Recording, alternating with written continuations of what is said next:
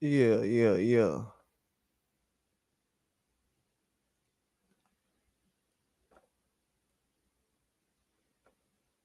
We definitely gonna go in today. Definitely gonna go in.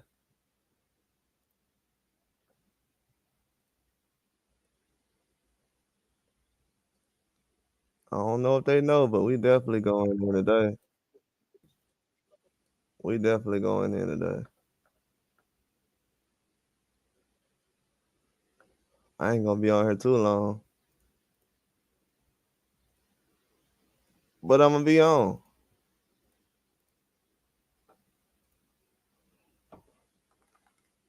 I've been hearing this conversation around. You know what's going on, Grinch? My dog. What's going on? What's up with you, bro? You good? Man, I was looking for something to talk about today, and I had to go with my heart instead of my mind today. You know what I'm saying? You see the title. Uh, I'm really not a. I'm a Terence Crawford fan. You know what I'm saying? And just today, bro, the disrespect is just. I've let it go on for about 8 years now. I've been quiet about it. You know, on this channel, bro, I don't really be yelling about Terence Crawford on this channel. But I think after today, I think that's gonna change, man. I think they gotta change. He got a lot of people. Terence Crawford got a lot of people who watch him box all these years, but they don't really know how to defend his name like that. I'm not really here to defend his name, anyways. I'm just saying, like overall, everybody a boogeyman now in boxing. We gonna go through that. Now everybody a boogeyman. I'm telling you, bro. Dudes be watching. Shout out to Grinch too, man. Appreciate Grinch coming in, bro. Yeah, shout out to Grinch, man. But everybody be sitting out here thinking, bro, just everybody a boogeyman now. And it's yeah. I know. I'm gonna break all that down today. Hey Grinch, I'm glad you said that. Just put down there who you think is a boogeyman, and I'm gonna expose whoever it is. Put down who you think is a boogeyman right now. And you know what time it is. This ain't one of them channels. Put down who you think is a boogeyman, and we're gonna get right to it. You know what I'm saying? ASAP. I'm gonna get right to it. Whoever anybody wanna come, I know people be flying through the chat. They be scared as hell to say something to me in these chats. Yeah, that's an easy one. That's an easy one. But everybody talking about how he drunk. They laughing about how he drunk right now, so that don't count. That definitely don't. That's an easy one. They making fun of him being drunk right now. That don't sound like somebody who's taken serious as a boogeyman. So that's nah, nah. That's an easy one. Nah. Matter of fact, I'm gonna say this right now. Hell no. Nah. Hell no. Nah. Over Terence Crawford. Hell no. Nah. I tell Benavidez anybody that. Hell no. Nah. All Benavidez did was beat Andre. Last time I heard, Demetrius Andre was a bum. Hell no. Nah. No, because don't nobody even think he won the fight, so that's definitely a no. And he has a loss. Can't be a boogeyman when you got beat up. So that's definitely a no. But you got two Mexican guys though. That's about all I see. But no, because Andre was a bum. Everybody said Andre was a chump. He fought like a chump. So hell no Benavidez. He don't get credit for that. According to y'all fans, not me. According to y'all. So no Benavidez. No Fundora. Who else? That's it? Okay. Yeah. Like I was saying, you see how I killed that? I'm not even 5 minutes into the show. You said records don't mean nothing. I'm glad you said that. David Benavidez is undefeated. David Benavidez is undefeated last time I checked. And he my favorite fighter. And records do matter. Records do matter because you bringing up how Hitchens should be 17-1 right now. So according to you, a loss. We just seen everybody kiss Tim Zoo's butt last week when he lost. So let's just say Richard Hitchens did lose. Does that mean he still fought a tough fight? What if he did lose? Yeah, he lost. Did he still fight tough? Or he was weak because a guy named Lemos that didn't nobody know because the fight was close. Hitchens fought bad. Come on, man. I can point out a lot of fights people lost. Bro? Come on, man. Don't make me put up stats. I start putting up random stats just to start exposing random boxers right now. I put up random stats right now and start exposing boxers. It ain't no boogeyman in boxing right now. Let's start the games. It ain't no boogeyman in boxing right now. I start exposing random boxers right now. Matter of fact, I will. Let's see if y'all favorite channels be doing stuff like this. Let's see if y'all favorite channels ever did this.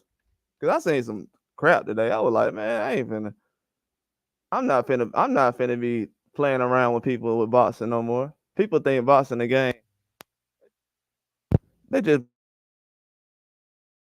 make little comments. Like I'm gonna people need to start putting money on it. I only brought up the record because you can still have a loss and be a boogeyman, aka Matias. Matias is a boogeyman? You think Matias is a boogeyman? So you think Matias will stop? Do you think Matias will stop Terence Crawford right now? Do you think Matias will beat Terence Crawford right now at 147?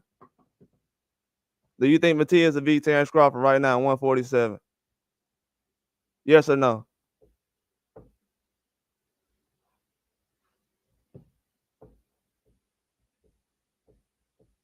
And I hope you say yes.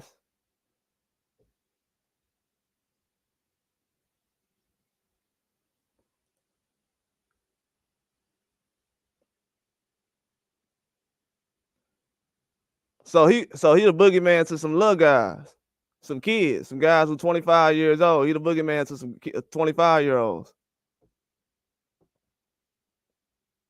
So he the boogeyman to some little 25-year-olds.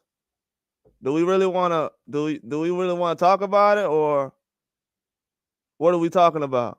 Do we really want to talk about it? Are we serious? Do you really want to talk about this or not? I told you I'm not these other channels, bro.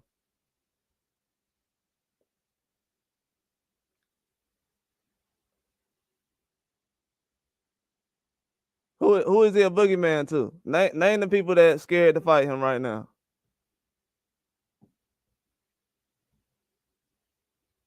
Half of the guys you gonna name gonna be some guys who just came from 135. Dudes who got one fight at 140. How you the boogeyman and dudes ain't even been at 140 a year yet? What are we talking about?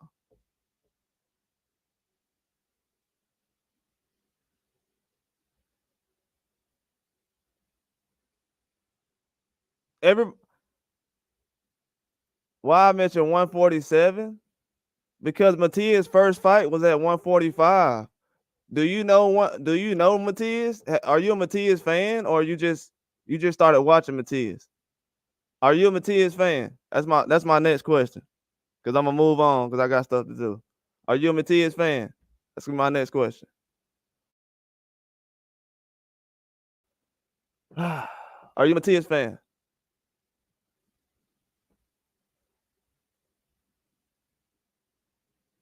Bro, are you a Matias fan? Do you know Matias? Do you know anything about him? Do you know more about Matias than I do? That's all I want to know so I can continue talking. Do you know more about Matias than I do? Because I'm trying to figure out. You asking me a whole bunch of questions you supposed to know.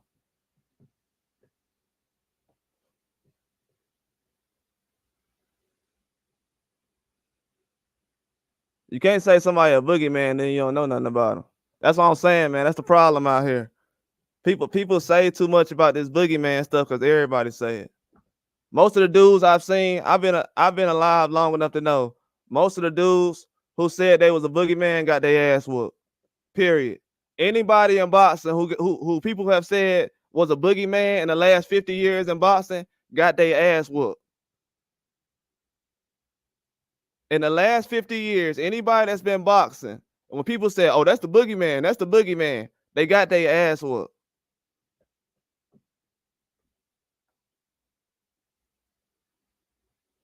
Bruh, I don't know why people like David Morrell and all these guys can fight the guys that they fight, and dudes be sitting around saying that they a boogeyman. I don't know when that start happening.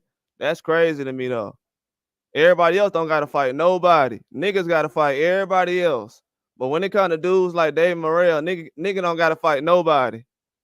And we can say he a boogeyman. People haven't. That's why I said, bro, like American sports is kind of whack as hell right now. American sports whack as hell right now. These young dudes ain't did nothing. These niggas ain't did nothing in the sport of boxing. But people that say they a boogeyman. That shit corny as hell to me. Yeah, but I'm not finna argue about no nigga who look like a boogeyman. What look like a boogeyman? Like, what the hell is look like a boogeyman? You know what I'm saying? People be really saying, you said American sports lit. Them niggas going to Saudi Arabia. What are you talking about? How's American sports lit when they got TNT showing boxing in UK? Bro, go watch my old videos. They showing boxing on TNT Sports right now. They showing boxing on TNT Sports right now in the UK. Niggas is getting LeBron and Tyson Fury on the same channel. Sports ain't lit over here, bro. I'm telling you, man, no. I'm talking about the boogeyman stuff. So everybody talking about Matias a boogeyman. Dave Morrell, bro said Dave Morrell. Dave Morrell ain't beat nobody ass, but he a boogeyman. Yeah, I've been watching women's basketball for the last 10 years. I said that 10 years ago. I said that 10 years ago. That's why I don't even have a basketball channel. If you notice, I said that 10 years ago. You can ask my white friend from Iowa, who's a girl. She'll tell you she's a basketball player. She knows. That's my right hand to God.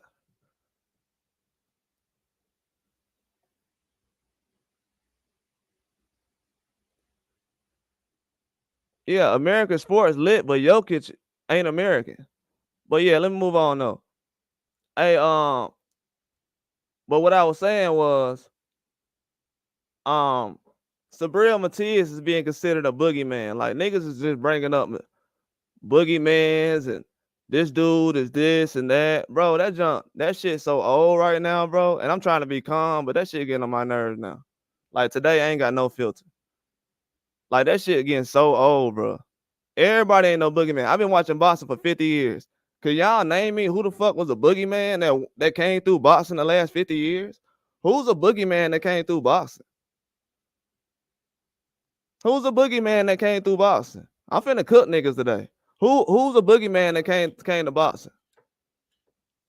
Who's somebody in the boxing history that's a boogeyman that everybody ran from and ducked and hide and they ain't want to fight him? Who's the boogeyman that came through boxing the last 50 years? Every boogeyman I heard about got his ass whooped. Like, what are we talking about? Of course he will fight Boo Boo over David Morrell. Of course you'll fight Boo Boo over David Morrell. Why not? Everybody's giving him credit for the Boo Boo fight. Ain't nobody said, man, Boo Boo wasn't shit when he got in there. Everybody giving Benavidez credit for beating Boo Boo. What are you talking about? Everybody. Why the hell you think everybody's on his ass right on Canelo ass right now? Why the hell you think everybody on Canelo ass right now? You think, bro, the energy changed after he beat Andre, not after he beat Caleb Plant. After he beat Caleb Plant, that's when everybody said, hey, you need to fight Canelo. Canelo need to fight him. Ain't nobody sit up here and said, oh, after Caleb Plant, you know, Canelo, he got to get in there with Benavidez. No, niggas is saying that now. Like I've been saying. That lets you know everybody thought Andre was way better than what they said. Because if he was a horrible fighter, why the hell you giving Benavidez credit? I don't want to hear that bullshit, man. Niggas is talking shit. I don't want to hear that shit. It's fake shit. It's clown shit. Niggas is bringing that pushy shit to boxing. I don't like hearing that shit. Nah, I'm just talking period. I was talking like this before you got on here. Nah, I was talking like this before you got on here. I'm just saying. I'm letting it be known right now. Oh, man, this nigga getting emotional now. Man, I was talking like this yesterday when you went in here. Yeah, like I was saying, though. shit, you better figure out what we talking about boxing then. Shit. It's real deal boxing over here. I don't be talking about no. Come on, man. I ain't finna just be arguing about some shit. Like I was saying, man. Everybody sitting around here talking about somebody a boogeyman in boxing. Prove that shit. You know what I'm saying? Like, ain't nobody sitting around here talking about nothing. Niggas watch boxing all day long. Matias' first fight was at 145. Now niggas is talking about, oh yeah, he running 140. How the fuck he running 140? His first fight was at 145. The nigga been at 140 for goddamn almost 10 years. How the fuck you a boogeyman and niggas that came in your division and took the fuck over? The fuck are we talking about? Do people know boxing or not, bro?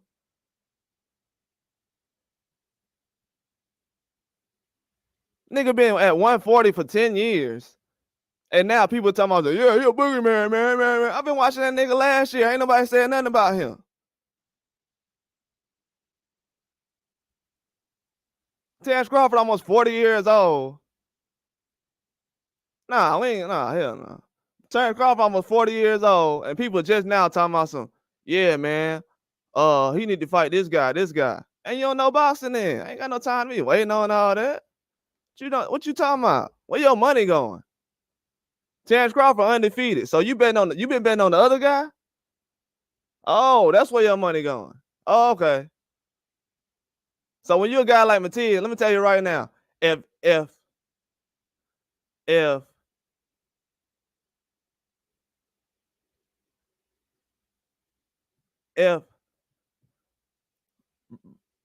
bro, you came in the door talking about some H money, you gonna leave out the door talking about H money.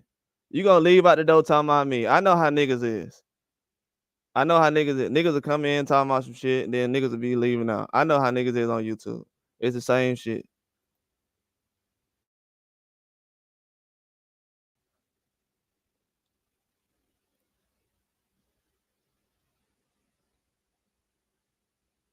What's going on, PD? I mean, my thing is this right here, bro. Terence Crawford was at 135 when this man was fighting at 145. Like, end the fucking story, bro. Do people know boxing or not?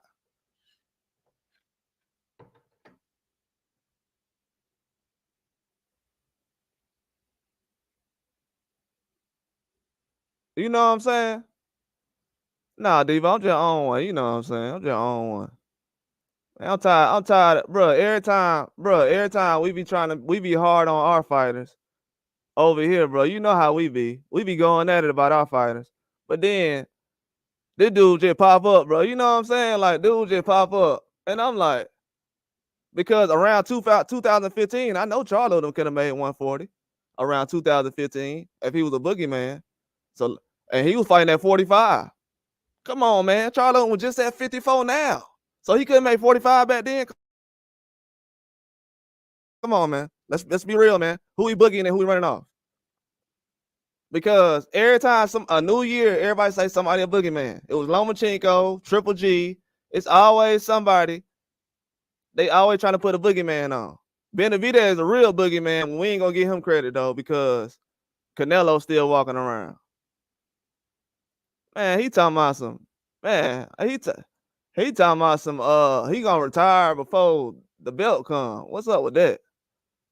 Well, yeah, people don't want to talk about that though. Everybody a boogeyman now. Like, people need to let me know who a boogeyman in Boston. Like, this getting old, man. You got dudes reporting channels and stuff, bro. That's what I'm saying. Dudes is getting interviews all the time, and they don't know what the hell going on in Boston. Come on, man. Then you got the fans running around with this stuff. I don't want to hear that, bro, around me, bro. Like, because ain't nobody sitting up here saying, oh yeah, you know, I know bro been reporting everything right, but when it comes to the Matias thing, though, you know, I'm gonna have to go the other way on that. Okay, then I don't care about none of that. It is what it is. I don't be caring about none of that. That's what I be saying, bro. Y'all be seeing it. I be on live, bro. I just be quiet. I be just talking, putting my information out there. You know what I'm saying? I be kicking it with everybody. bro, niggas be disrespectful, bro. Especially American fans, bro. For real. Like, it be your own, bro. I'm for real. Niggas run off of my information, don't say nothing. That's why I don't really like having nobody around, bro. Cause it be like, American fans, the worst, bro.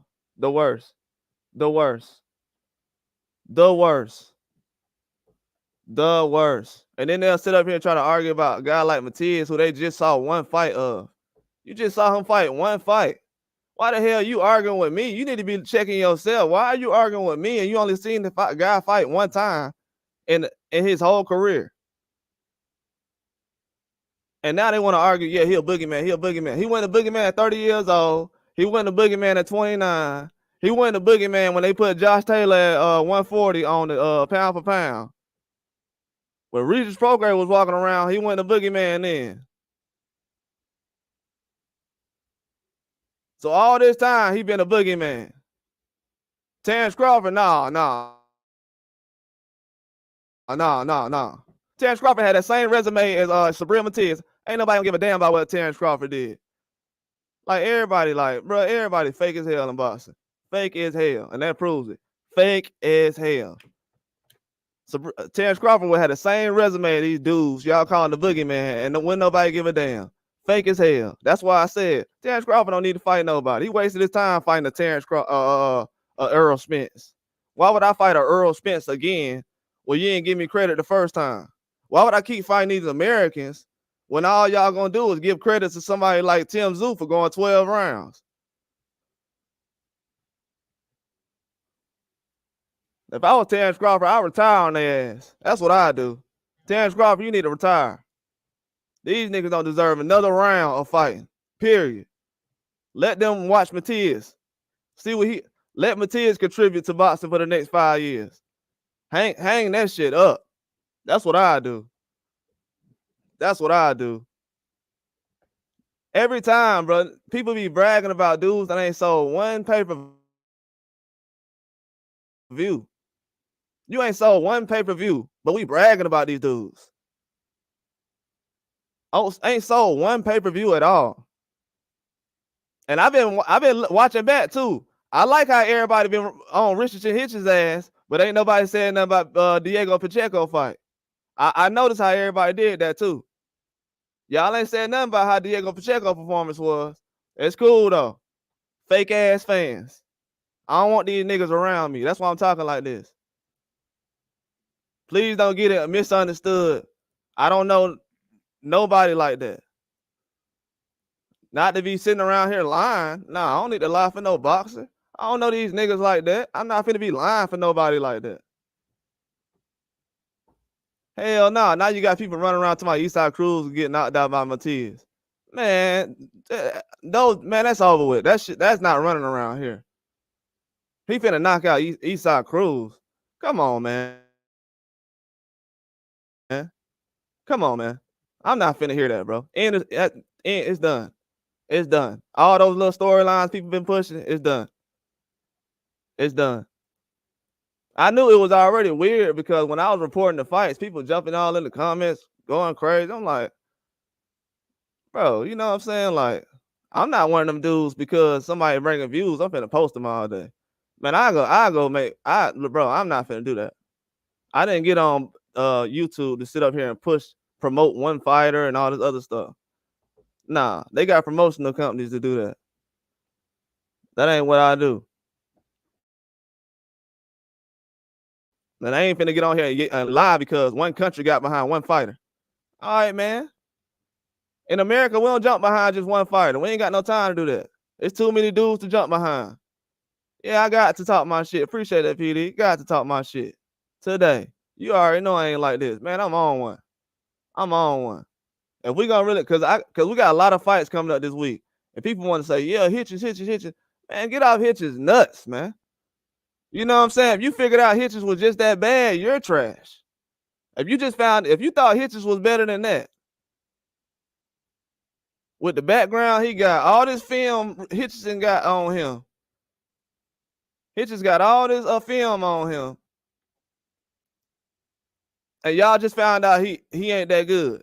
Shit, it's time for you to go back to the drawing board. Shit, damn Hitchens. It's time for your ass to get back to the drawing board. Shit, I did the breakdown. Everything I said in the breakdown is how the fight went. I told everybody Lemos was a beast. I made 3 videos about the dude. More videos than your favorite channel did.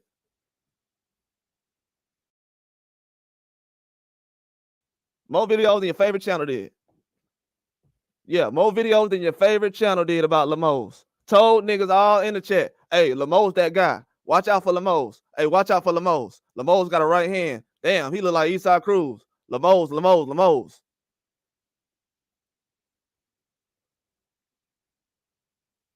What's the first thing everybody said? Oh, Hitchens went. Oh, that's what that Lemos guy. He good, bro. He had 22 wins and 17 knockouts, undefeated.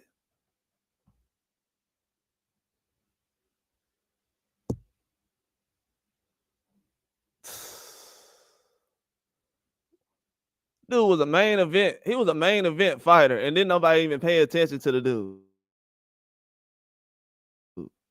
That's some lazy ass shit, man. Dude was a main event fighter with Hitchens, and people didn't even say, "Yeah, Hitchens supposed to win." That's lazy ass stuff, man. Whatever boxing analysis and people y'all following behind, man, enjoy your time over there. Enjoy your time. You know what I'm saying? Enjoy your time. It's some lazy stuff going on in boxing right now, bro, and it's disgusting what I see. You know what I'm saying? Like, dudes, really, I ain't got no time to be doing this, bro. I'm not finna sit around and see y'all push another Chocolatito or another Lomachenko on me. Y'all don't give a damn about Lomachenko now. He was just on #1 pound for pound. I don't want to hear about no other dudes who own pound for pound no more when y'all just quit on Lomachenko. Y'all ain't pushing for nobody to fight Lomachenko right now. So I don't want to hear that fake energy behind nobody. What I want to know is why everybody knows more about these American fighters than they do their own fighters. That's what I want to start realizing. Because I've been sitting on this information for a while. I could have been said something about Matias. I've been watching Matias before all these people. I seen when people start jumping on the bandwagon. I seen all y'all, man. Y'all like ants. I seen all y'all.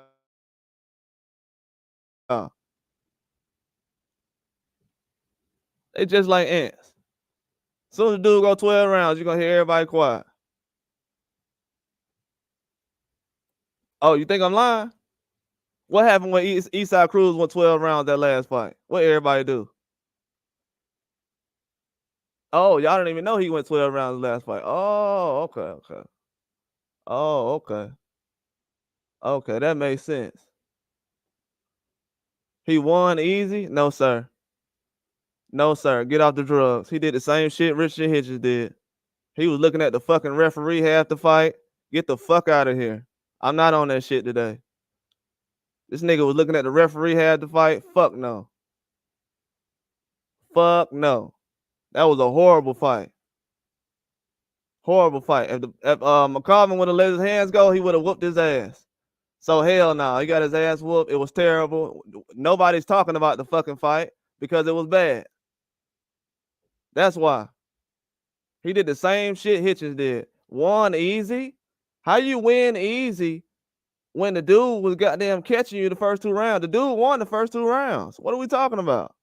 He won the first 2 rounds. He didn't get whooped. Who gives a damn? The fuck are we talking about?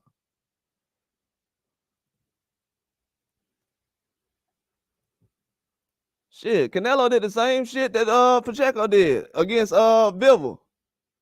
Yeah, I know you had a score right a certain way. Did you see? I saw when Pacheco was in the at the end of the round, he got caught with that right hand, and he was looking at around like, damn, I don't know where I'm at. I'm like, damn, bro, you really letting this dude just get put his hands on you like that? Nah, that was a sloppy ass fight on his part too.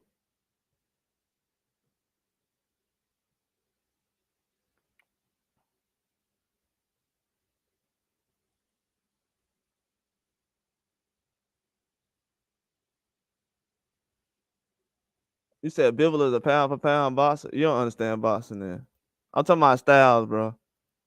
You talking about you looking at somebody's accomplishments. That's what y'all don't understand. Y'all be looking at records and shit. Well, no. First of all, when Deontay Wilder was walking around 40-0 or whatever, and had all these knockouts, when nobody running around here calling him no boogeyman, like this shit is outrageous. Y'all talking about who the fuck was been a boogeyman the last 30 years? We never even called Mike Tyson a boogeyman. Like, what the fuck is going on? Are y'all on drugs, man? Get that shit out of boxing, man. Get that shit out of boxing, man. Ain't nobody ever been no fucking boogeyman, no boxing. Only reason Benavidez look like a boogeyman right now is because Canelo don't want to get his ass whooped like a man. That's why. That's the only reason it's boogeyman like activity right now in boxing. Canelo like, well, I don't want to get my ass whooped like everybody else. Mike Tyson got his ass whooped and went back in the ring the next fight. It's a difference. That's why and I'm gonna expose some shit right now too. I was gonna say this. That's why they call him Pitbull right now the Mexican Mike Tyson. Like I've been saying for fucking months. I've been saying Canelo needs to do like Mike Tyson did and fight everybody. I said the Mexican fans want that. That's what they want right now. None of y'all fucking favorite channels said that shit. And what everybody's saying right now, Pitbull is the Mexican Mike Tyson. Oh, why they comparing him to Mike Tyson? Oh, because he fight like Mike Tyson? Okay. First of all, he don't fucking fight like Mike Tyson. Second of all, we know why they call him the Mexican Mike Tyson. Because he'll fight anybody. That's why. Period. End of story.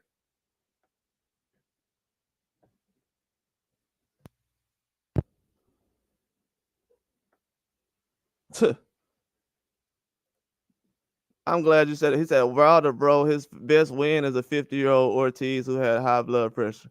I'm glad you said that. And who's Tyson Fury's best win?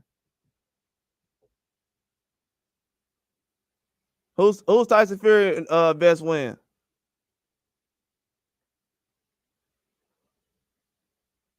Why are you thinking? You said Klitschko? That old ass nigga? Klitschko? Man, get the fuck out of here, bro. Get the fuck out of here, bro. Go read some headlines like you've been doing for the past 50 years. Get the fuck out of here. Stu said Klitschko. And I don't care who don't like that shit. Because don't nobody hit the like button and even be goddamn in this bitch like that anyways. To be real with you.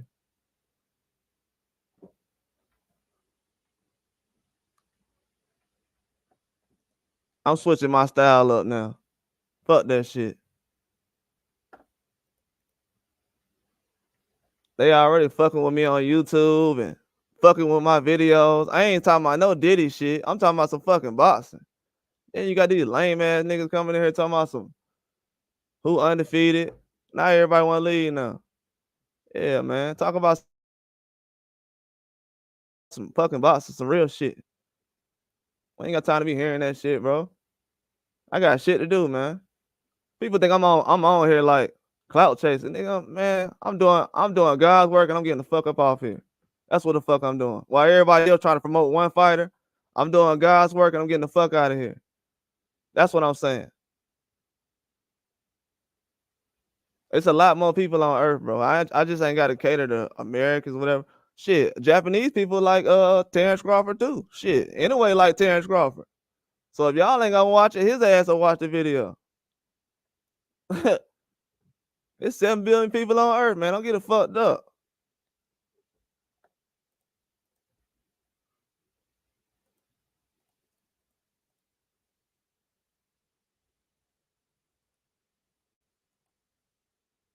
Yeah, it is. It is. That being nice shit, that shit don't work.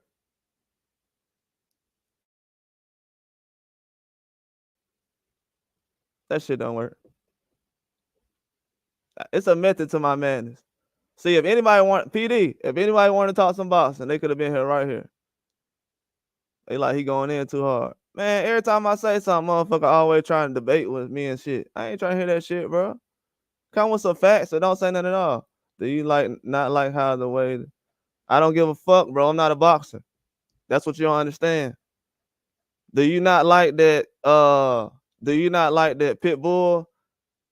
They saying that Mexico is saying that Pitbull is about to replace Canelo, like I've been saying for the last 5 fucking months.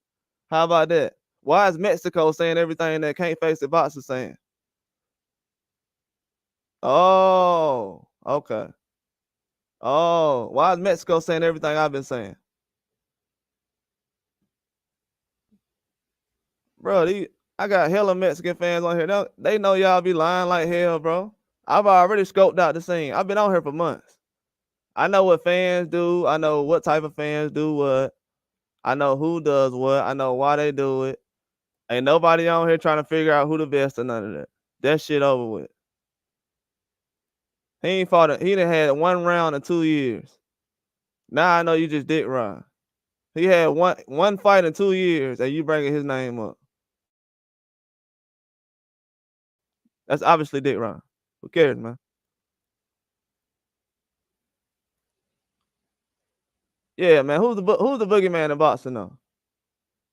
Nobody want to talk about who the boogeyman in boxing.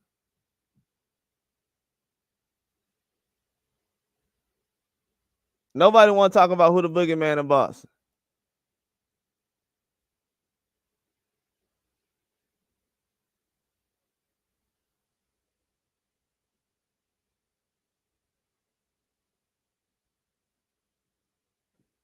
He didn't have no health issues, man. He couldn't make damn weight, allegedly. If he have health issues, why is he still boxing? Let me ask you that question. If he has health issues, why is he boxing?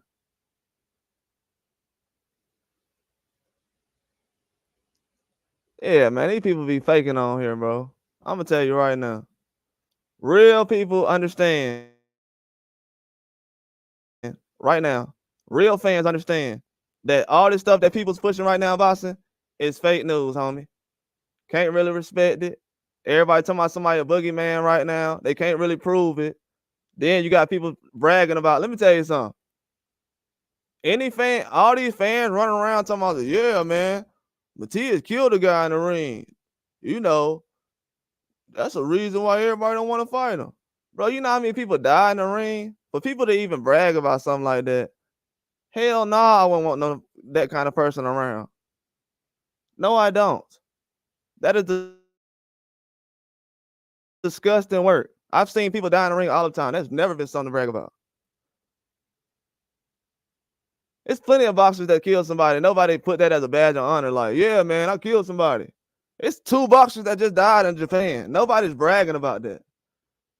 Like, I know what kind of sick individuals I be around. That's why I be talking like I do. Like, people nasty as fuck, man. To be honest with you. Yes, exactly. And that's why I talk the way I do, because of people like Patrick Day. Exactly. That's why I make this channel, because we got these frauds running around. They'll sit around call somebody a boogeyman because somebody like Patrick Day lost his life. I ain't trying to hear that, man. Done with y'all, bro. Yeah, they don't even understand. These dudes don't be understanding. They don't know boxing. Like first you try to keep it boxing. Like PD, am I capping or something? Because PD the only one that understand. Everybody else, they emotional. PD ain't offended. Everybody else offended by what I'm saying. That mean they ass don't need to be over here, bro. That's all it is. Am I capping PD or am I not?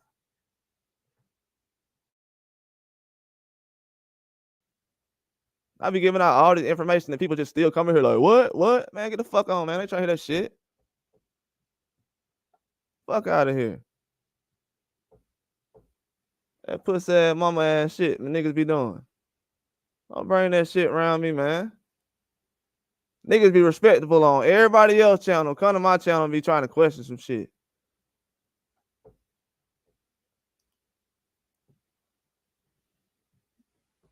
That shit lame as hell to me. Talking about people the boogeyman. Prove that shit, man.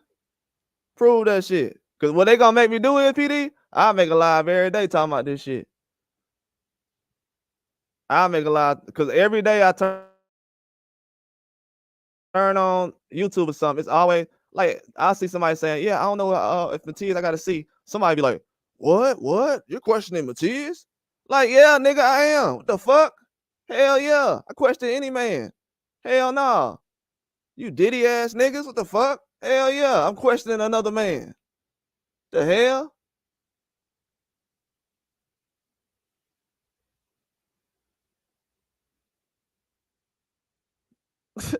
These dudes be like, yeah, I never do that with Diddy. Man, you can't even think for yourself. What are you talking about, boy? You can't even think for yourself in a virtual world. But in real life, you gonna sit up here and I got a mind of my own. Get out of here. You don't even got no kahunas in a virtual world. Think about that.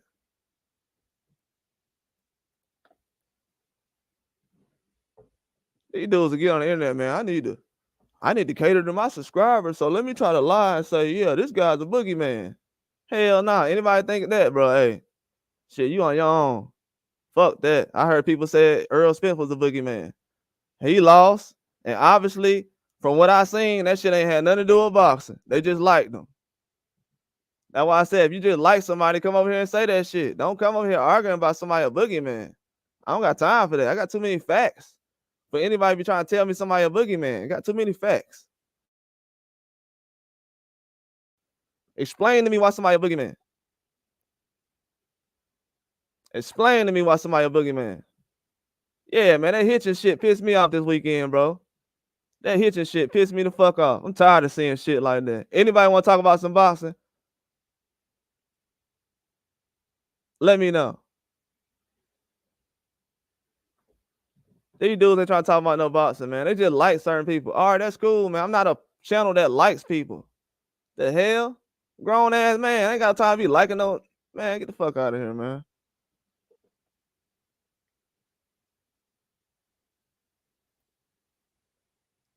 Yeah, I know. I know I sound like, yeah, I know.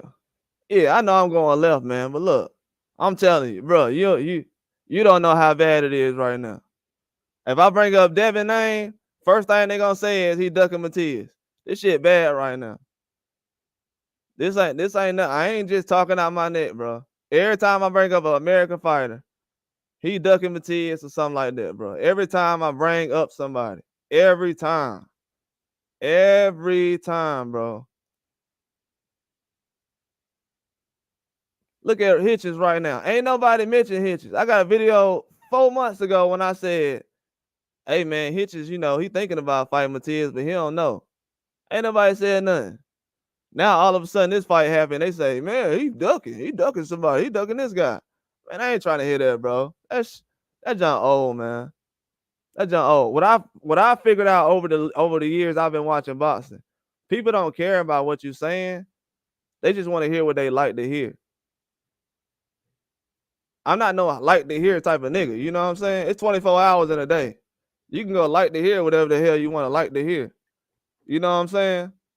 We talking about boxing. I ain't on no like to hear stuff. This ain't no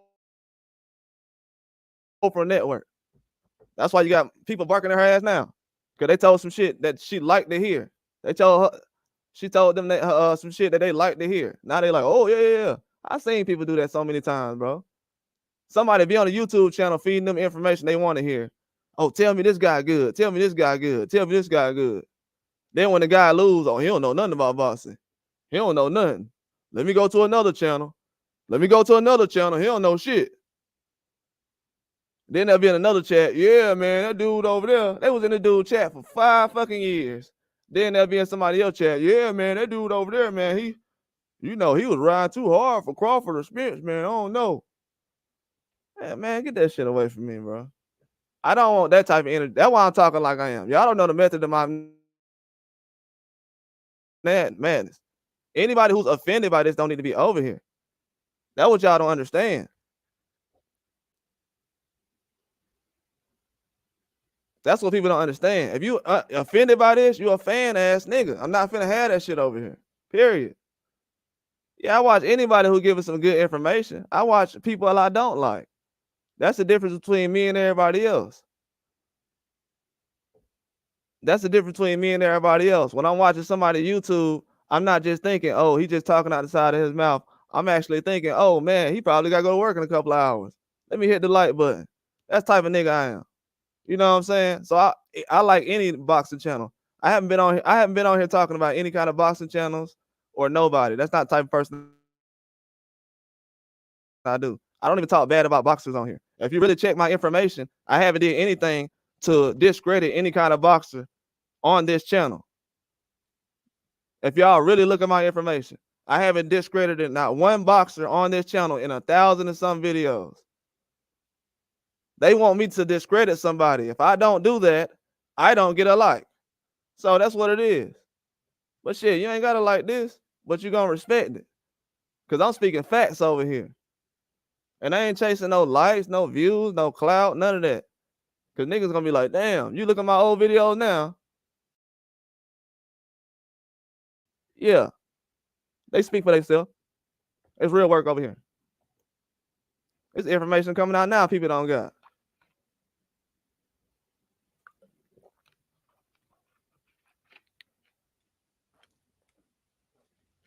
That's what I'm saying. Like, bro, I've been on YouTube longer than anybody. Never have I jumped in a nigga chat and been like, yeah, man, this dude ducking so and so. If I don't know what I'm talking about, I'm gonna be like, man, let me find out what everybody. Let me figure out the situation, whatever. Like some of the stuff these dudes be saying, man, it be some clown ass shit, man. For real, man. To be real with you, it be some clown ass shit, man.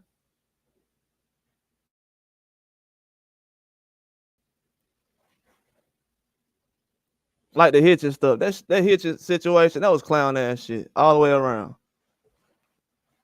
And now people like, yeah, don't speak on stuff like that, or I get offended when stuff like that brought up. Like you watch boxing and you get offended by words.